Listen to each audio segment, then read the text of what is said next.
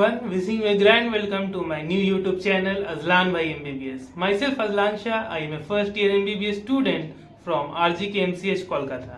I have cracked NEET UG 2025 with an All India rank of 13713. मैं आप सभी का अपने इस नए YouTube चैनल पर तहे दिल से स्वागत करता हूँ. I welcome you all. तो आज का हमारा वीडियो का टॉपिक है from BSc to MBBS my NEET dropper journey unfiltered. आज की इस वीडियो को बनाते हुए मैं बहुत एक्साइटेड फील कर रहा हूँ.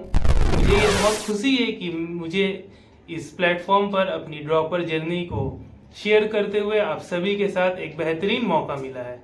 इस वीडियो को आप अंत तक ज़रूर देखें. ये मेरा पहला ऑन कैमरा वीडियो है. कुछ इंटरेस्टिंग बातें ही बताऊंगा और जो भी मैं अपने नीट की जर्नी से रिलेटेड आपको यहाँ बातें बताने जा रहा हूँ वो 101% सही है. ये सारे चीज़ें मैंने अपनी लाइफ में फेस किया है और इसे ओवरकम करके आज मैं इस मुकाम पर पहुँचा हूँ. So do enjoy the video and watch till the end. Let's begin. ये कहानी शुरू होती है क्लास 10 के दिनों से, जब मैंने अपने क्लास 10 के बोर्ड्स को 85.42% मार्क्स से पास किया और मैंने साइंस स्ट्रीम को ऑप्ट किया.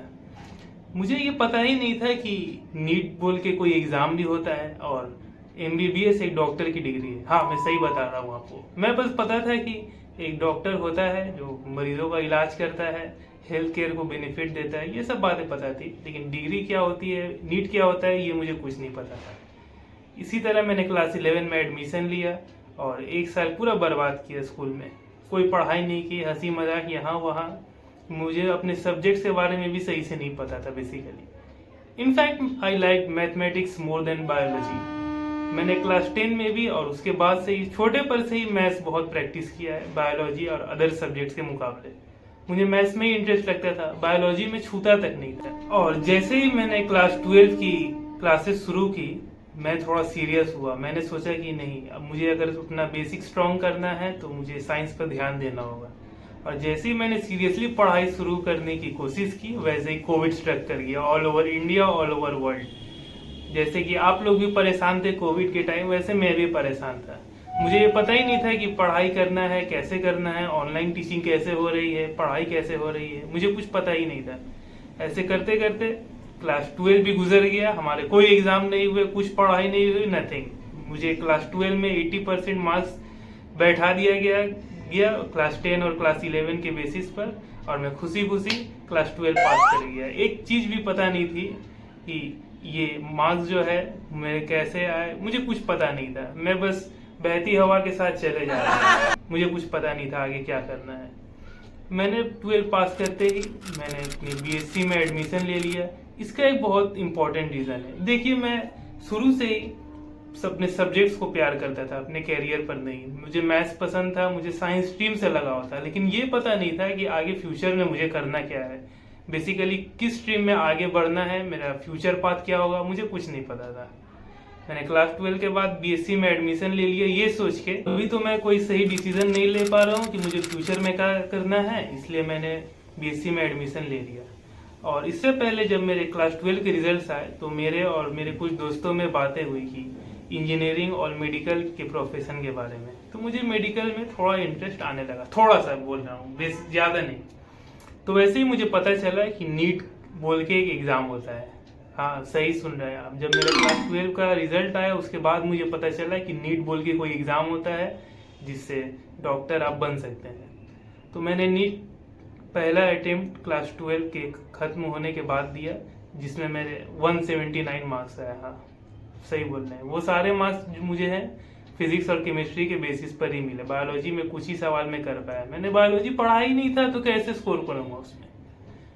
ठीक है, तो ऐसा करते करते मैंने अपना पहला नीट अटेम्प्ट ऐसे ही दे दिया ट्राई के मुताबिक और मैंने BSc में एडमिशन ले लिया. यहाँ मेरी बड़ी भूल हुई. अगर मैं पहले ही डिसाइड कर लेता कि मुझे मेडिकल में जाना है और कोई स्ट्रीम में ऑप्ट नहीं करना है तो मैं BSc में एडमिशन ही नहीं लेता. मैं एक ड्रॉप लेता या खूब ज़्यादा 2 ड्रॉप लेता, उसके अंदर मेरा नीट क्रैक हो जाता. लेकिन यहाँ मेरी सबसे बड़ी भूल हुई कि मैंने BSc में एडमिशन ले लिया.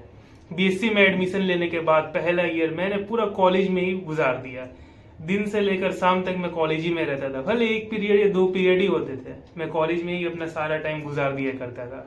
और देखते ही देखते मेरा नीट का एक और सेशन आ गया। मैंने कुछ तैयारी नहीं की थी एग्जाम से रिलेटेड। मैंने देखा 3-4 महीने बचे हैं, कैसे पढ़े। मुझे एनसीईआरटी के बारे में भी पता नहीं था, क्योंकि मैं वेस्ट बंगाल बोर्ड से पढ़ा हूँ, इसलिए मैंने एनसीईआरटी की टेक्स्ट बुक्स को भी नहीं पढ़ा था।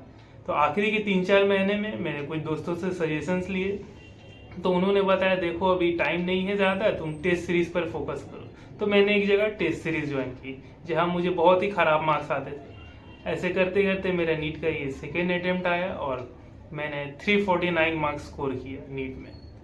और इसके बाद जो है मैंने एक फर्म डिसीजन लिया कि नहीं, अगर ऐसा चलता रहा तो साल दर साल गुजरता जाएगा और मेरा कोई प्रोग्रेस नहीं होगा। इस डिसीजन के साथ मैंने एक कोचिंग सेंटर में एडमिशन लिया अपने थर्ड अटेम्प्ट के लिए, और वो था मेरा CW। आप समझ रहे हैं मैं क्या बोलना चाहता हूँ। वहाँ पे मैंने ऑफलाइन एडमिशन लिया और वहाँ पढ़ाई करते हुए मैंने कॉलेज को भी संभाला। ये भी एक मेरा मिस्टेक था। मुझे अगर एक कोचिंग सेंटर अलॉट हो गया है, मैं वहाँ पढ़ाई कर रहा हूँ, तो मुझे कॉलेज को स्किप कर देना चाहिए था। लेकिन मैं कॉलेज में भी ध्यान देता था और यहाँ भी ध्यान देता था। अब समझ रहे हैं ना, एक इंसान जब 2 गाड़ी पर चलता है तो उसका क्या हाल। वैसा ही कुछ मेरे साथ हुआ था। ऐसे ही करते करते वहाँ सुबह से लेकर शाम तक क्लासेस होती थी। मैं सुबह सुबह उठता था, बहुत दूर 1-1.5 घंटा का रास्ता है मेरे घर से, मैं वहाँ जाता था, पढ़ाई करता था। आधी चीज़ें समझ आती थी, आधी दिमाग से ही उतर जाती थी, और शाम को मैं घर आता था। ऐसे करते करते मैंने ना कोई रिवीजन का टाइम मिला, ना ही कोई क्वेश्चन सॉल्विंग का मुझे कोई टाइम मिला। ऐसे करते करते मेरे थर्ड अटेम्प्ट नीट का आया, जिसमें मुझे 516 मार्क्स मिले। खैर ये स्कोर कुछ बेहतर था पिछले अटेम्प्ट के द्वारा, क्योंकि इसमें मैंने पढ़ाई की। लेकिन अब यहाँ शुरू होता है मेरा मेजर डिस्ट्रैक्शन। मुझे 2 डिस्ट्रैक्शन हुई थी, एक कॉलेज लाइफ में और एक PW में। खैर आप समझ ही रहे मैं किस डिस्ट्रैक्शन की बात कर रहा हूँ। आप समझ ही रहे, आप मुझसे बेहतर जानते हैं। तो उन दोनों डिस्ट्रैक्शन की वजह से मेरे कॉलेज लाइफ भी बर्बाद हुआ और मेरा जो पहला कोचिंग ईयर था वो भी बर्बाद हुआ। जैसे तैसे मैंने 516 मार्क्स स्कोर की, जैसा मैंने बताया आपको। उसके बाद मुझे दिल से ये बहुत अपने आप से मैंने सवाल किया कि अगर मैं ऐसे ही करता रहा तो मेरा ना ही BSc कंप्लीट हो पाएगा और ना ही मैं नीट क्रैक कर पाऊंगा। इसलिए मैंने एक फर्म डिसीजन लिया कि मुझे एक पाथ पर ही चलना है। लेकिन मैंने देखा कि मेरा 2 साल BSc का हो चुका है और मैंने एक्साइटिंगली सारे सब्जेक्ट्स पर 75 एंड अबव मार्क्स लाए थे अपने BSc कोर्स में। इसलिए मैंने अपने 2 साल बर्बाद नहीं किया ड्रॉप का। अगर आप सोच रहे हैं कि मैंने 2 साल ड्रॉप का बर्बाद किया है, तो नहीं, मैंने सारे सब्जेक्ट्स में A+ मार्क्स लाए थे। इसलिए मैंने आखिरी बार डिसीजन लिया। मैंने PW के सर से भी कॉन्ट्रैक्ट किया और कहा कि सर देखिए ऐसा ऐसा बात है, अब मुझे क्या करना चाहिए, मैं नीट को छोड़ दूं या BSc को छोड़ दूं। तो बोला देखो तुम्हारा एक साल ही बचता है BSc को, तो तुम इसे भी कंप्लीट कर लो और साथ ही साथ नीट की भी तैयारी करो, हो जाएगा, इस बार हो जाएगा, करो। ये वो साल था जब मैंने बहुत कड़ी मेहनत की थी। यानी आप समझ रहे हैं, नीट 2024 की बात कर रहा हूँ मैंने बहुत कड़ी मेहनत की थी। मैंने अपने कॉलेज की डिस्ट्रैक्शन को भी कट आउट किया और अपने कोचिंग सेंटर की डिस्ट्रैक्शन को भी कट आउट किया और सोनली अपने पढ़ाई पर फोकस किया। सिर्फ पढ़ाई, सिर्फ पढ़ाई। मुझे बहुत गहरा सदमा पहुंचा था, क्योंकि मैंने अपने थर्ड अटेम्प्ट में 516 मार्क्स लाकर मैंने कोई गवर्नमेंट सीट को भी नहीं पा सका। मैं बहुत दुखी था और एक ग्रज फील कर रहा था अपने ऊपर। इसलिए मैंने जम के पढ़ाई की, जम के मेहनत किया। जैसे तैसे दिन गुजरे और नीट 2024 का दिन करीब आया। मैंने नीट 2024 दिया और मुझे 616 मार्क्स आए। ये बात मैं रिजल्ट आने के पहले कर रहा हूँ। मैं बहुत खुश हो गया। मुझे लगा कि मेरा सिलेक्शन हो गया है, इस साल कहानी खत्म। मैंने कॉलेज का उस साल फाइनल एग्जाम दिया और उसमें मुझे अबव 70% मार्क्स आ गए और मैं बहुत खुश था। मैंने देखा कि मेरा कॉलेज भी वो कंप्लीट हो गया और मेरा इसमें भी एडमिशन हो गया, तो मेरा कोई साल वेस्ट नहीं किया। ठीक है, आप समझ सकते हैं, मैंने BSc का एक भी साल वेस्ट नहीं किया। मुझे एक डिग्री भी मिल गई और मैं नीट में भी क्रैक कर दिया 2024। बहुत खुश था। लेकिन जब नीट 2024 का रिजल्ट आया, माय गॉड, 57 के रैंक मिली मुझे। हाँ, 616 मार्क्स पर 57 के रैंक मिली। ऑल ओवर इंडिया कहीं भी मुझे एडमिशन नहीं मिला। अब आते हैं एक ट्विस्ट पर। मुझे ऑल इंडिया रैंक की कोई मालूमात नहीं थी। मुझे पता ही नहीं था कि ऑल इंडिया रैंक के बेसिस पर कॉलेज एडमिशन होता है। मुझे लगता था मेरे 600 प्लस मार्क्स से मेरा तो एडमिशन कहीं ना कहीं हो ही जाएगा। इसलिए मैंने काउंसलिंग में पार्ट लिया और मैंने अपने 3 महीने काउंसलिंग में वेस्ट किए। खैर मुझे एक्सपीरियंस हुआ अच्छा काउंसलिंग का, मुझे आइडिया मिल गया कि फ्यूचर में क्या करना है। लेकिन मैंने 3 महीने अपने काउंसलिंग के वेस्ट किए। मुझे कहीं भी एक मेडिकल सीट नहीं मिली, ना ही डेंटल सीट मिली। अब आती है मेरी नीट की जर्नी का सबसे डिफिकल्ट फेज। अक्टूबर 2024 आ चुका था और मुझे ना ही कोई एमबीबीएस, ना ही बीडीएस, ना ही कोई भी मेडिकल सीट्स नहीं मिली थी।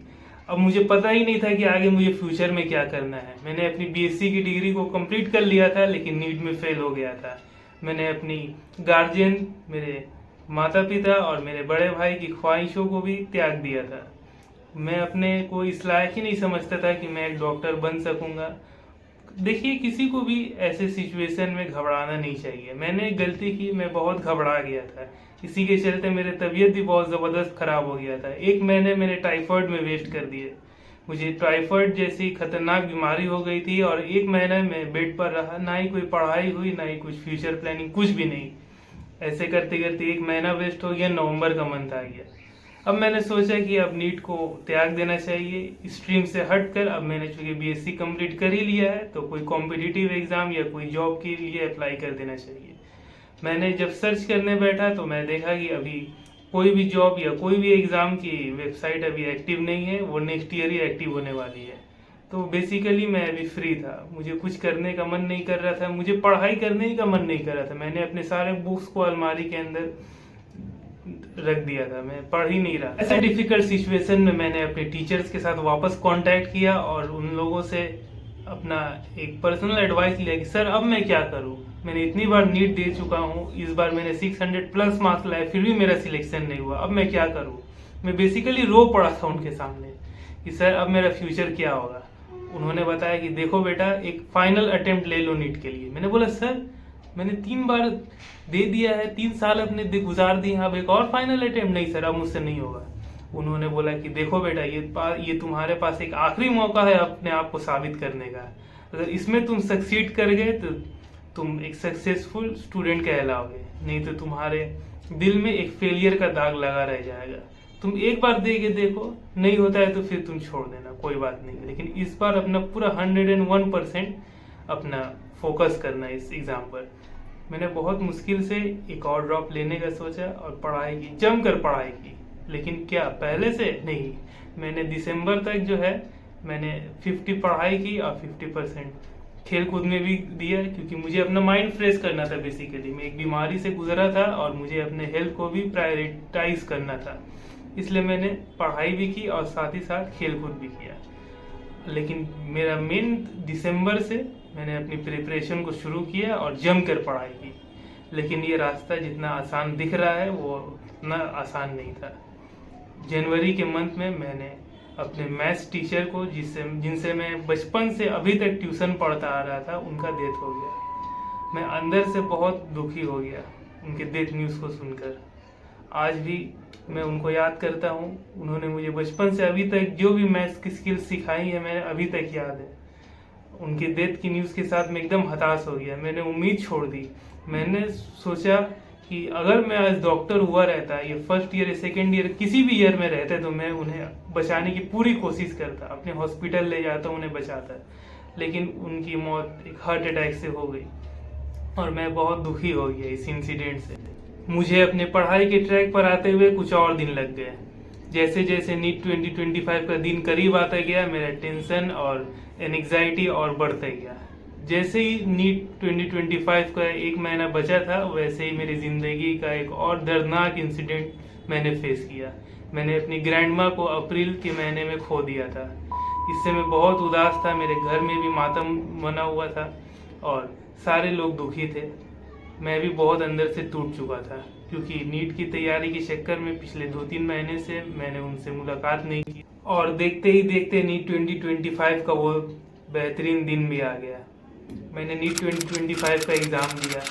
मैंने सारी चीज़ों को मुकम्मल तरीके से रिवाइज करके गया था, सारी चीज़ों को पढ़ा था। इस बार मैंने सोचा था कि नहीं, इस बार जैसे भी करके मुझे एक बेहतरीन रैंक लाना है और एक टॉप मेडिकल कॉलेज में जाना है।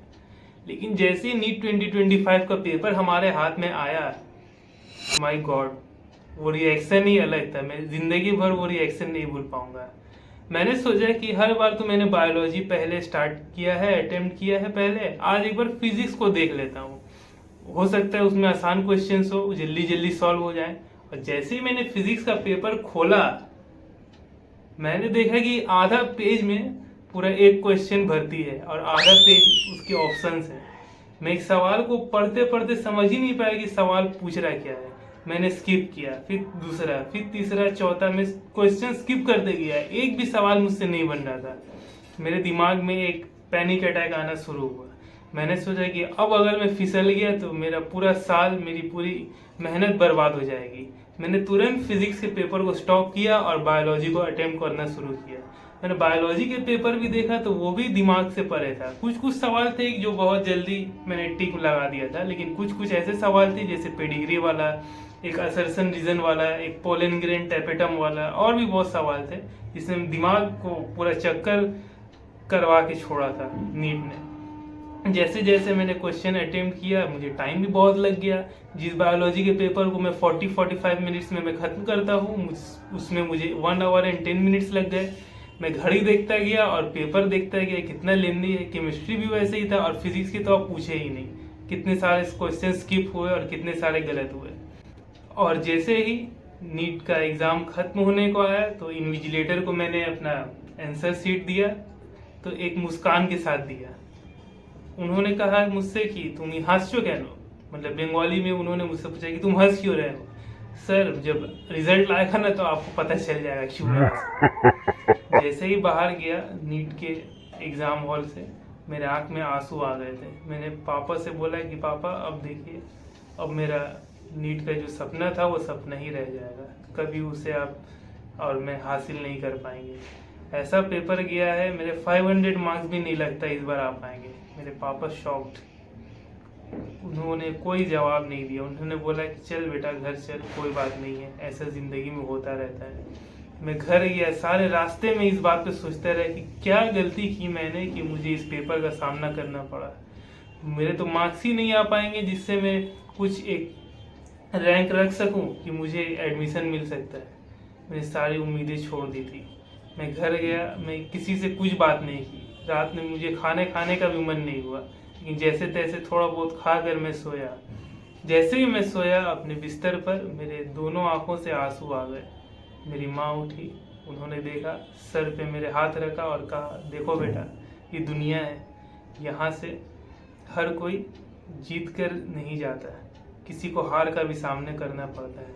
लेकिन अगर आप हार के डर से आप मेहनत करना ही छोड़ दे, वापस उठना ही छोड़ दे, तो ऐसा नहीं चले। ज़िंदगी में और भी मुश्किलात आएंगी, और भी इससे डिफ़िकल्ट सिचुएशन अराइज होंगे, लेकिन आपको इसमें हारना नहीं है। आपको अपने दिमाग से काम लेना है, मेहनत करनी है, इस सिचुएशन को ओवरकम करना है, तभी आप जीत पाएंगे। ऐसे करते करते दिन गुजरते गए और एंग्जाइटी और बढ़ता रहा। मैंने तो उम्मीद छोड़ दी थी नीट के रिजल्ट की, लेकिन जैसे ही नीट 2025 का रिजल्ट आया, मैंने सोचा कि एक बार देख ही लेता हूँ, ऐसे तो कुछ लगता नहीं है इस बार होने वाला है मेरा, फिर भी देख लेता हूँ। और रिजल्ट के पहले आपको पता ही है डिफरेंट कट ऑफ की प्रेडिक्शन जा रही थी। कहीं बता रहा था कि 500 कट ऑफ जाएगा, कहीं बता रहा था 550 कट ऑफ जाएगा, कहीं बता रहा था कि 600 प्लस कट ऑफ जाएगा हर साल की तरह। मेरा दिमाग खराब हो चुका था बेसिकली। मैंने सोचा कि अब इन न्यूज़ को किसी भी बात पर ध्यान नहीं देना है, अब रिजल्ट पर देखते हैं, जो होगा देखा जाएगा। तो मैंने रिजल्ट देखा। मैं एक्चुअली मेरे घर पे नहीं था, बाहर था। मैंने रिजल्ट देखा।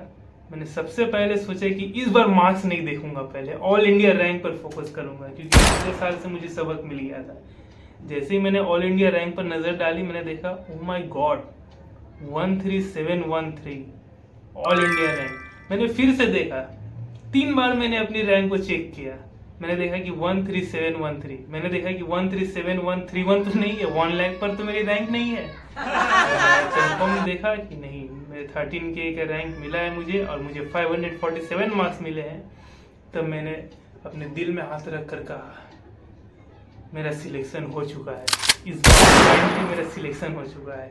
मैं घर पे गया और सबसे पहले अपनी मम्मी और अपने पापा को ये खुशखबरी की कि देखिए इस बार आपका बेटा कामयाब हो चुका है, इस बार मेरा सिलेक्शन हो गया। वो लोग फूले नहीं समाये, इतना खुश हुए कि मुझे गले लगा दिया और कहा बेटा मुझे तुमसे उम्मीद था बेटा, पहले तो बहुत टेंशन में था इसलिए हम आपसे कुछ बोल नहीं रहे थे, लेकिन मुझे पूरा उम्मीद था कि तुम कामयाब हो।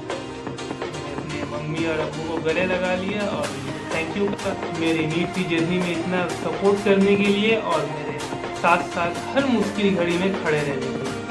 मैंने इस रिजल्ट के साथ अपने उन सारे रिश्तेदारों, कुछ रिश्तेदारों की मैं बात कर रहा हूँ और कुछ दोस्तों थे जो मुझे अपनी जर्नी के दौरान ताने देते थे और बोलते थे कि इससे कुछ नहीं होगा, ये यहाँ टाइम पास करने आया हुआ है, इसके लिए डॉक्टरी नहीं है। खैर लेकिन इस पर मैं और चर्चा नहीं करूँगा। I hope you enjoy the video. अगर आपने मेरे वीडियो को एंजॉय किया है तो इसे लाइक करें और मेरे चैनल को सब्सक्राइब करें। मैं अपने आने वाली वीडियोस में अपनी फर्स्ट ईयर MBBS की जर्नी के बारे में व्लॉग और सक्सेस टिप्स के ऊपर भी वीडियोस बनाऊंगा और क्योंकि नीट 2026 करीब है उसके लिए मैं आपको स्ट्रेटेजी और प्रिपरेशन टिप्स भी दूंगा। तो मेरे चैनल के साथ बने रहें। Do subscribe my channel and stay tuned for further video. Thank you.